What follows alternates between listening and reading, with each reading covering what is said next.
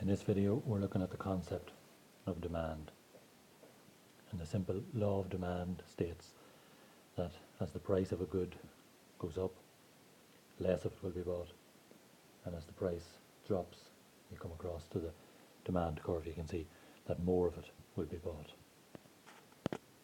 So I've just indicated that on the graph there at the higher price P1, go across to the demand curve and down to the x-axis or the quantity axis, and you can see Q1 is bought. And as the price decreases, for whatever reason, more of it then will be bought if it's a normal good.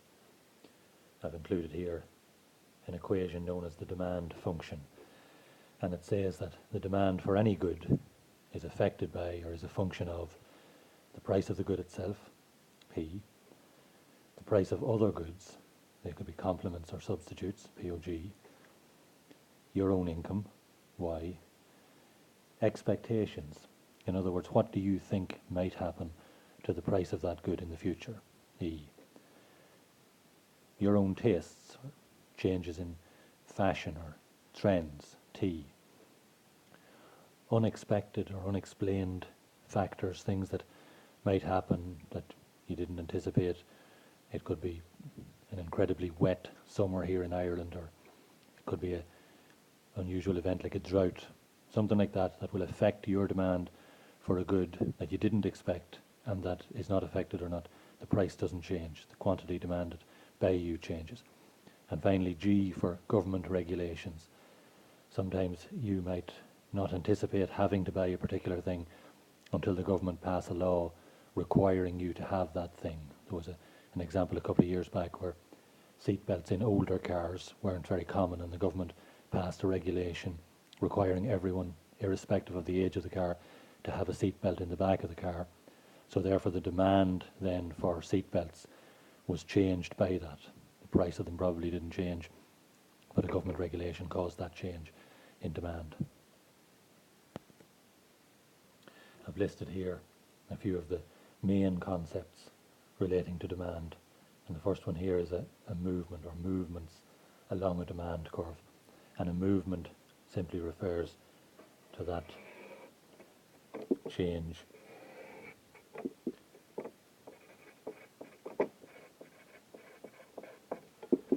in price. So you can have a movement along a demand curve. The next concept is a shift. We'll talk about that in a second. So a movement is simply along the same demand curve, and it refers to a change in price and therefore the resulting change in quantity demanded.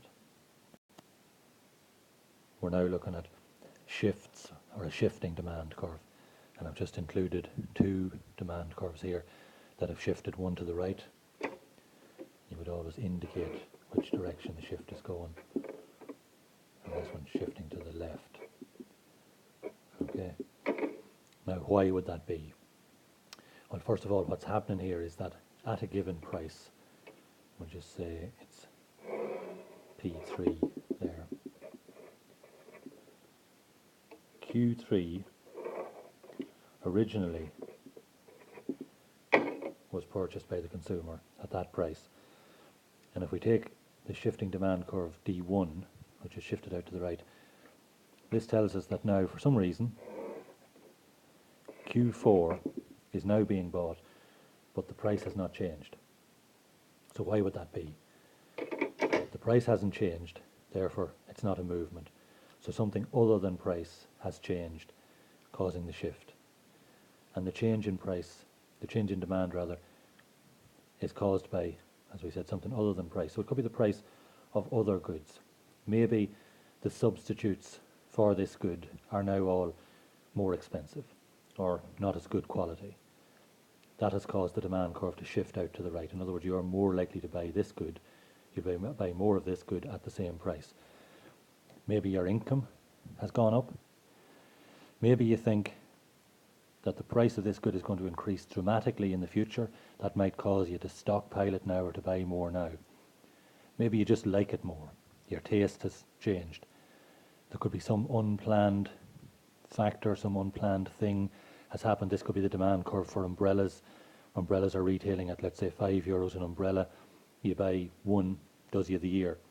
Suddenly then there's very, very bad weather, very windy weather and so forth, destroys your umbrella, you end up buying 3 or 4, the price is still the same, so the demand curve is shifted out to the right. I mentioned earlier about seat belts in the back of old cars. Some government regulation, something could happen requiring you now to buy this particular thing. You were buying a certain amount of it, you're now buying much more of it. So that's a rightward shifting demand curve, and that means that more will be bought at each existing price, each individual price. The opposite then is where the demand curve shifts to the left. It would be literally the opposite of everything I've said there. Maybe the other goods, POG, the other goods are now much better quality, or they're now much cheaper than the good you're buying, or your income has gone down, or expectations are playing in here, your own taste has caused a leftward shift, unplanned factors, or government regulations. The demand function is another of the key concepts. That's the demand function. And then finally, there are exceptions to the law of demand. In other words, there would be certain goods, hard as this is to believe, but that if they got dearer, you would actually buy more of them. So that would be very unusual. You couldn't imagine if the cinema became more expensive that you would go more often. You would probably go less often. That would make it a normal good. But there are exceptions. And the first of these exceptions is the Giffen good. So the Giffen good is one that's generally an inferior good of very low quality and requiring a large percentage of your income to be spent on it. Strangely then, as that good increased in price, you would actually end up buying more of it because you now have less money to spend on, maybe you are buying a small amount of meat along with your rice being the inferior Giffen good. You now can't afford the meat, so you have to eat something to make up the shortfall. You end up actually buying more rice. Even though it's got dearer, you're now buying more of it. Addictive goods are another exception. You could imagine if you were addicted to some narcotic or other and became more and more addicted to it, the person supplying you with that drug could easily see that you're a willing participant, and he would just charge you more. You would need your fix or whatever it is, so you would probably buy more. So it's not subject to the law of demand. Then goods subject to speculation are not subject to the law of demand. So a house was €100,000 this year. You expect it to be 150,000 next year.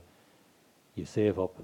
You're actually more likely to buy a house as the price is going up because you expect, this is your own opinion, based on hopefully sound economics, that the price of the house in 2 years' time will actually be 200,000. So then you are wise and rational to buy it at 150,000. And then finally there's a type of good called snob goods. And you buy those partly because you derive utility from them, partly because you want them, but mostly because of the status that owning that good confers on you. So you buy an expensive painting, even though you know very little about art, because when people walk into your home, they see that expensive painting and they assume then that you must be wealthy. You don't have to tell them that. You've bought those goods, snob goods, or goods bought for conspicuous reasons, that you want to show off simply your wealth. That's why more and more nowadays we have badges and labels and logos on the outside of clothes rather than on the inside, so that people can see then that we've got an expensive shirt on. And just to conclude, I've just highlighted two of the terms there that I didn't go into in huge detail in this video, but you might need to look up Giffen goods and just the definition and what's involved there, and also snob goods and then why they're not subject to law of demand.